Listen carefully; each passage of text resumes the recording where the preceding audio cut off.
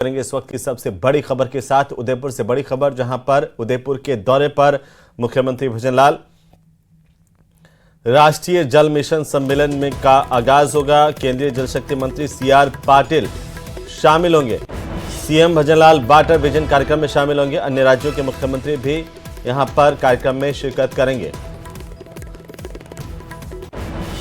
तो उदयपुर के दौरे पर सीएम पहुंच चुके हैं, जहां पर एयरपोर्ट पर उनकी अगवानी की गई और उनका भव्य स्वागत किया गया। मुख्यमंत्री का डबोक एयरपोर्ट पहुंचने पर जोरदार स्वागत किया गया। इस दौरान काफी तादाद में बीजेपी के कार्यकर्ता, आम लोग भी मौजूद रहे, पदाधिकारी भी मौजूद रहे।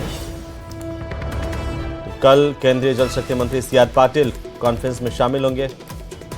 मुख्यमंत्री भी इस कार्यक्रम में शिरकत करेंगे। इससे पहले आज सीएम भजनलाल उदयपुर पहुंचे। राजसमंद के चारभुजा पहुंचे सतीश पूनिया ने पूर्व मुख्यमंत्री अशोक गहलोत पर निशाना साधा। मजाकिया अंदाज में कहा कि गहलोत साहब को अब सावधान हो जाना चाहिए, क्योंकि जोधपुर में अब पपैया आ गया।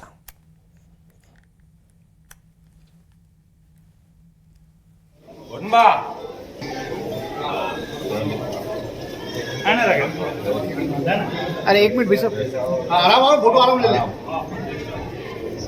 थोड़े यो घूम जाओ भंडारी जी। एक मिनट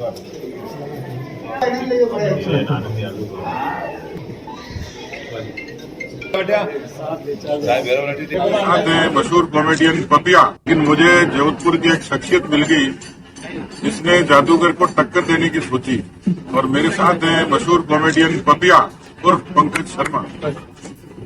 इनका जज्बा देखिए, ये तो शुक्र मनाओ गहलोत साहब बाल बाल बच गए।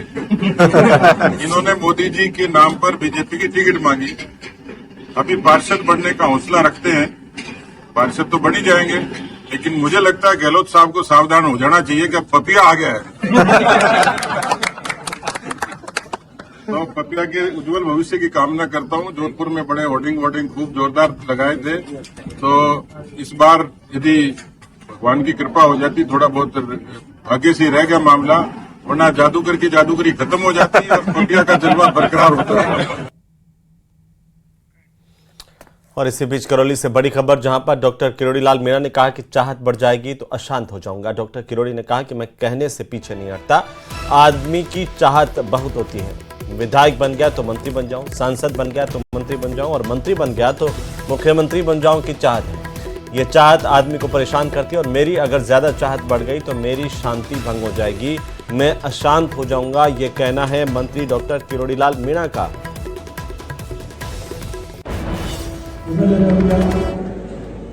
तो मंत्री बन जाओ, एमपी बन गया तो मंत्री बन जाओ, एमएलए बन गया मंत्री बन गया तो मुख्यमंत्री बन जाओ।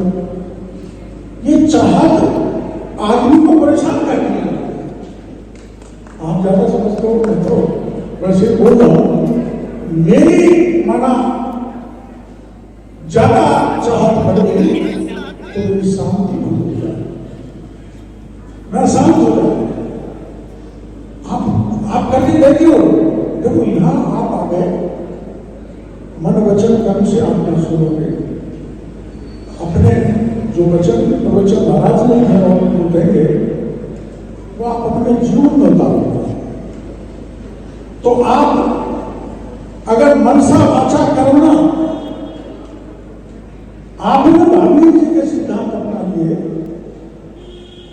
तो किसी प्रकार की परेशानी मानव जीवन में आने वाली नहीं है, ऐसा पड़ेगा।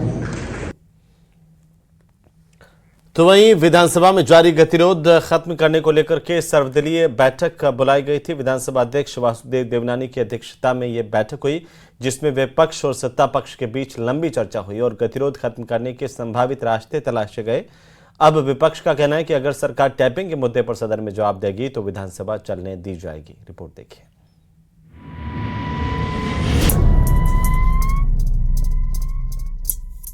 खत्म हुआ सत्ता पक्ष और विपक्ष के बीच गतिरोध। बजट सत्र के दौरान हम विधानसभा के सत्र पर पक्ष और विपक्ष अपनी अपनी बात रखेंगे, और जो बात रखेंगे उसका सरकार हर वक्त जवाब देगी। सर्वदलीय बैठक में क्या निकला समाधान? अध्यक्ष जी क्या है कि सारी कार्रवाई रिकॉर्ड पे होती है, ऑन रिकॉर्ड। अगर विधानसभा में इस पे व्यवस्था दी जाती है तो गतिरोध खत्म है। फोन टैपिंग पर बजट के बाद जवाब देगी सरकार। अध्यक्ष जी क्या है कि सारी कार्रवाई रिकॉर्ड पे होती है, ऑन रिकॉर्ड। अगर विधानसभा में इस पे व्यवस्था दी जाती है तो गतिरोध खत्म है। 19 फरवरी को राजस्थान विधानसभा का बजट पेश किया जाएगा। सरकार की पूरी कोशिश है कि बिना किसी अवरोध के बजट पेश हो जाए, लेकिन विपक्ष कैबिनेट मंत्री किरोड़ीलाल मीणा के फोन टैपिंग के मुद्दे पर अब भी लामबंद है, जिसको देखते हुए विधानसभा स्पीकर वासुदेव देवनानी ने सर्वदलीय बैठक बुलाई, जिसमें विपक्ष और सत्ता पक्ष के बीच लंबी चर्चा हुई और गतिरोध खत्म करने के संभावित रास्ते तलाशे गए। बैठक के बाद संसदीय कार्य मंत्री जोगाराम पटेल ने कहा कि सरकार 20 फरवरी को प्रश्नकाल के बाद फोन टैपिंग के मुद्दे पर जवाब देने को तैयार है। बजट सत्र के दौरान हम विधानसभा के सत्र पक्ष और विपक्ष अपनी अपनी बात रखेंगे और जो बात रखेंगे उसका सरकार हर वक्त जवाब देगी। 19 तारीख को बजट का वाचन होगा और बजट वाचन के उपरांत अगर विपक्ष को कोई बात कहनी है तो 20 तारीख को क्वेश्चन आवर्स के बाद वो अपनी बात कहेंगे और सरकार को जवाब देने की आवश्यकता होगी तो सरकार इसका जवाब देगी। सर्वदलीय बैठक के बाद नेता प्रतिपक्ष टीकाराम जूली ने न्यूज 18 से बातचीत में साफ कहा कि बजट से पहले अगर सरकार फोन टैपिंग के मामले में जवाब का भरोसा दिलाती है तभी गतिरोध खत्म होगा, वरना विपक्ष अपने रुख पर कायम है। सरकार की तरफ से जवाब देने की जो बात कही है, अध्यक्ष जी क्या है कि सारी कार्रवाई रिकॉर्ड पे होती है, ऑन रिकॉर्ड। अगर विधानसभा में इस पे व्यवस्था दी जाती है तो गतिरोध खत्म है। क्यों हमारी जो डिमांड सिर्फ यही है कि सरकार जवाब दे, और सरकार जवाब देने पे एग्री है तो गतिरोध खत्म होगा। हम भी चाहते हैं कि जो प्रदेश का बजट आ रहा है उसको सुना जाए, बेवजह का गतिरोध नहीं बनना चाहिए। कि जो घटनाक्रम था उस दिन भी जो हमारी डिमांड थी और उस पर सरकार की तरफ से जवाब नहीं देना और पूरे दिन जिस प्रकार से डिस्टर्बेंस सरकार की तरफ से करना, वो अच्छा विषय नहीं था। सरकार के मंत्री बाहर कोई बात बोल रहे हैं लेकिन अंदर नहीं बोल रहे हैं, ये इस प्रकार की परंपरा कभी विधानसभा की रही नहीं। विपक्ष सरकार के भरोसे से संतुष्ट नहीं दिखा। नेता प्रतिपक्ष टीकाराम जूली के अलावा विधानसभा में विपक्ष के मुख्य सचेतक रफीक खान का भी साफ कहना है कि अगर विधानसभा अध्यक्ष खुद फोन टैपिंग पर सरकार के जवाब की व्यवस्था देंगे तभी सदन का गतिरोध खत्म होगा। के अंदर सीनियर मोस्ट मंत्री ने सरकार पे आरोप लगाया कि मेरे फोन टेप किए जा रहे हैं। तो हमने कहा भी सरकार अपना, जब मंत्री ये आरोप लगा रहा है इसका मतलब मंत्री का आरोप नहीं है, सरकार का ही आरोप है, तो सरकार इस पे जवाब दे कि क्या वाकई टेप कराए जा रहे हैं, और टेप कराए जा रहे हैं तो कौन टेप करवा रहा है, जब सरकार ही सरकार पे आरोप लगा रही है। और अगर सरकार टेप नहीं करा रही है तो मंत्री कैसे बोल रहे हैं? मंत्री का बोलने का मतलब तो ये है कि सरकार बोले। तो इसी बात को लेकर गतिरोध था, हम सरकार से जवाब चाह रहे थे। अब ऐसा लगता है कि सरकार जवाब देने का मन रखती है, सरकार जवाब देगी तो हम अपना गतिरोध खत्म करेंगे, सरकार जवाब नहीं देगी तो गतिरोध जारी।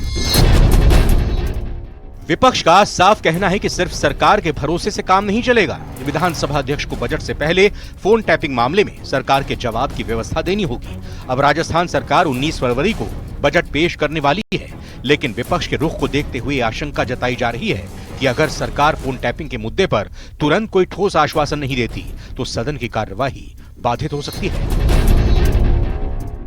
न्यूज 18 राजस्थान के लिए सुधीर शर्मा और अरबाज खान की रिपोर्ट।